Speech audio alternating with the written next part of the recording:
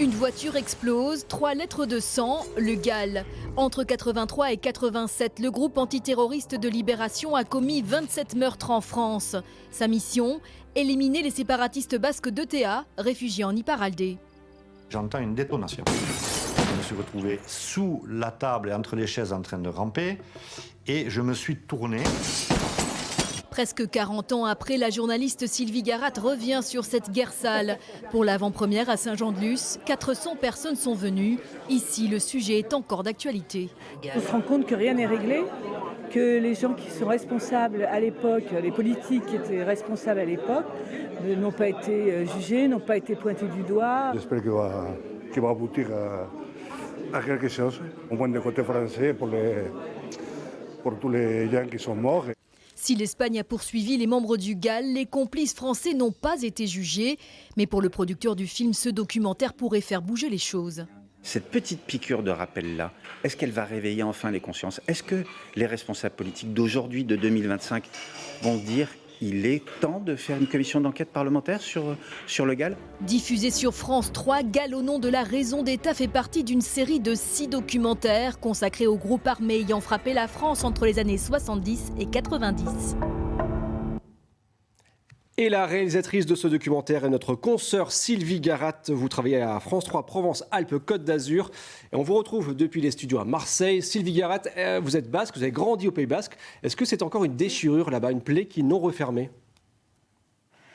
Comme le sujet le montre bien, il y a 400 personnes qui étaient à l'avant-première. Et effectivement, on pensait qu'il y aurait un peu plus de débat après le documentaire, mais en fait le débat s'est déroulé à l'extérieur, quoi. Les gens sont restés longtemps devant le cinéma et chacun évoquait sa part d'histoire, son histoire avec le GAL ou des petites anecdotes durant cette période-là. Effectivement, je pense qu'il y a encore des zones d'ombre sur cette période-là et c'est pour ça qu'il y a eu beaucoup de monde, quoi. Justement pour essayer de voir, de comprendre. Quels ont été les retours? Qu'est-ce qu'on vous a dit après avoir vu ce documentaire?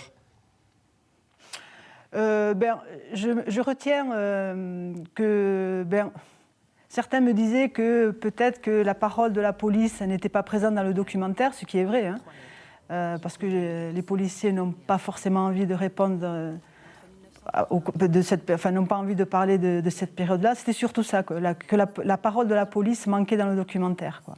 Parce que le documentaire est construit un peu comme un puzzle. On parle des victimes, bien évidemment. On parle aussi des militants de l'époque qui ont vécu cette période assez particulière.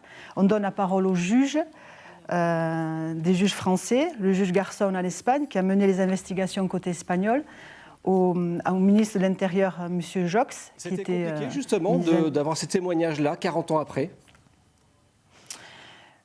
C'était assez compliqué. Enfin, M. Jox il était un peu. Il a bien répondu, il a bien voulu répondre aux questions, mais il était un peu agacé par mes questions. Les victimes, ce n'était pas évident de les avoir parce que c'est une période. Enfin voilà, j'ai 2 victimes, Argui Perurena et Véronique Kaplan, qui ont perdu leur père. Et revenir sur ces périodes-là, elles étaient adolescentes, c'était assez compliqué de parler de tout ça, quoi. Et pour vous, à titre personnel, vous êtes basque aussi, ça remue aussi de se replonger dans ces archives-là, dans ces histoires-là? Oui, parce qu'à l'époque, j'étais lycéenne à Bayonne. Et on allait au Petit Bayonne les mercredis après-midi, on passait nos journées à refaire le monde au Petit Bayonne. Et effectivement, le GAL, parce que je commence le documentaire avec les rues du Petit Bayonne, où il y a eu effectivement 9 morts. Et donc, on avait peur, quoi. On était un peu spectateurs de toute cette période-là. Et effectivement, oui, de se replonger, oui, c'était assez émouvant. Et aujourd'hui, avec 40 ans de recul, on perçoit les choses différemment, quoi. Et on se dit, tiens, voilà, enfin, essayons d'éclaircir, essayons de reparler de tout ça. Parce qu'il y a cette volonté de transmission. Je pense que c'est très important de transmettre et d'expliquer aux jeunes générations, voilà, dans ce pays, ce qui s'est passé, quoi. Et c'est pour ça que je commence le documentaire avec les rues du Petit Bayonne, un haut lieu de fête, et je transpose les images d'aujourd'hui avec des images d'époque. voilà, le petit Bayonne, c'est ça aujourd'hui, mais à l'époque, il y a eu 9 morts, quoi. Voilà. Merci beaucoup Sylvie Garat, en tout cas c'est un documentaire passionnant. Merci d'avoir répondu à nos questions. Votre Merci documentaire Galles au nom de la raison d'État est diffusé ce soir sur France 3 à 22h40 et merci à nos confrères de France 3 Marseille.